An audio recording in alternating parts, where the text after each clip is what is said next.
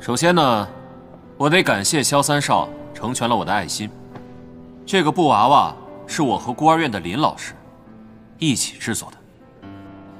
也许在大家眼中，这只是一个很简单的手工品，但在我眼中，这是孤儿院的孩子渴望生存下去最珍贵的希望。连一个小孩子都在为了生存而努力着，怎能让人不唏嘘、不心疼？我想告诉大家的是，还有更多像这样失去父母的孩子，需要我们去关心，需要我们去爱护。最后，我再次感谢萧三少慷慨解囊。好，非常感谢萧三少和穆先生的善心。那么，咱们接下来有请本场最后一件拍品。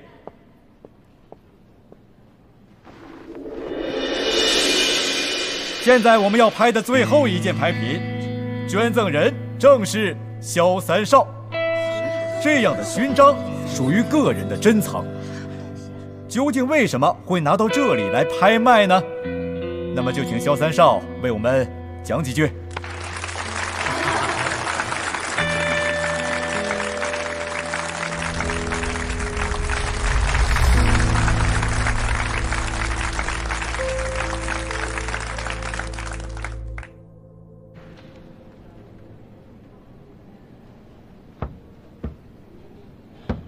尊敬的各位朋友、各位来宾，大家好。这枚勋章呢，对于我来说，的确意义非凡。这是我19岁时第一次上战场，获得荣誉，被赐予的勋章。在此之前，我认为我的生活就应该是肆无忌惮的。直到我在战场上遇到一个孩子，一个13岁的孩子。他的名字叫罗豆，我们叫他小豆子。为什么像这样年纪的一个孩子需要来参军呢？后来在战场上，他才告诉我，这是他唯一可以不受饥寒之苦的办法。可即便这样，他依然微笑着对我说，等到战争结束之后，他想开家裁缝铺，为他姐姐亲手做一件嫁衣。后来，小豆子死了，他抱着我说，这一辈子能够跟我们当兄弟，他很高兴。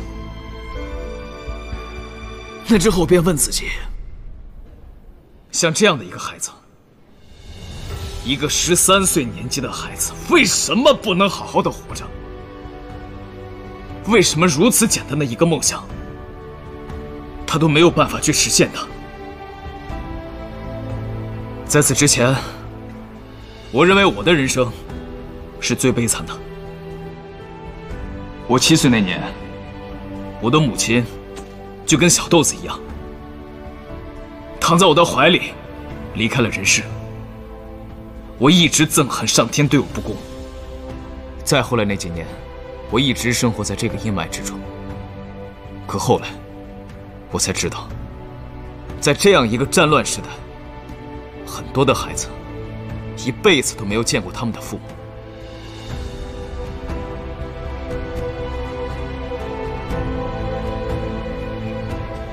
今天，我在这里将这枚勋章进行拍卖，是我对世间和平的祈愿。祈愿我们的国家可以早日安定，我们的同胞，尤其是像小豆子那样的，那么年轻的孩子，可以免受饥寒之苦，免受亲人离世之痛。就此，谢谢。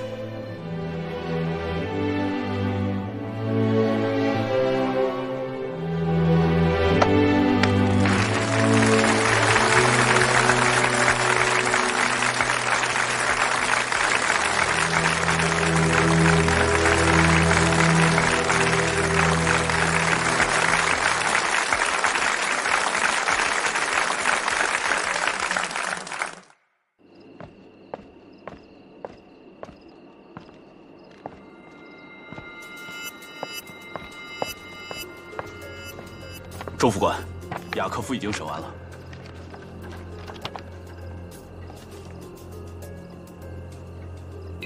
跟我来吧，督军在里面。好。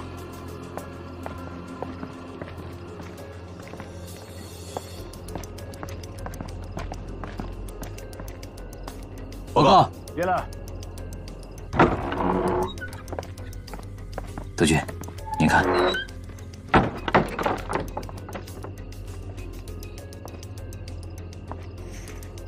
这是从开始到现在的所有审讯笔录。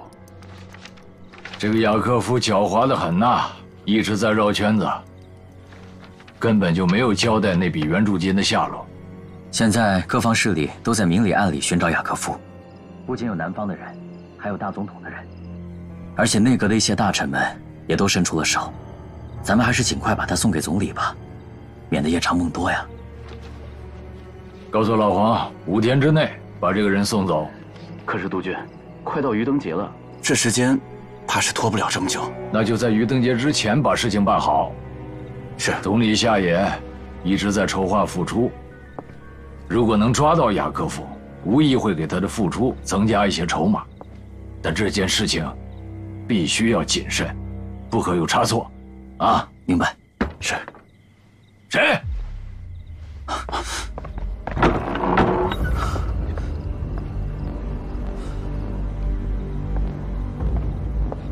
督军，没人。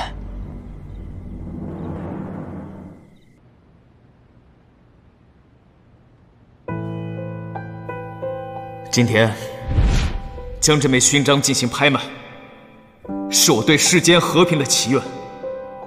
祈愿我们的国家可以早日安定，我们的同胞可以免受饥寒之苦，免受亲人离世之痛。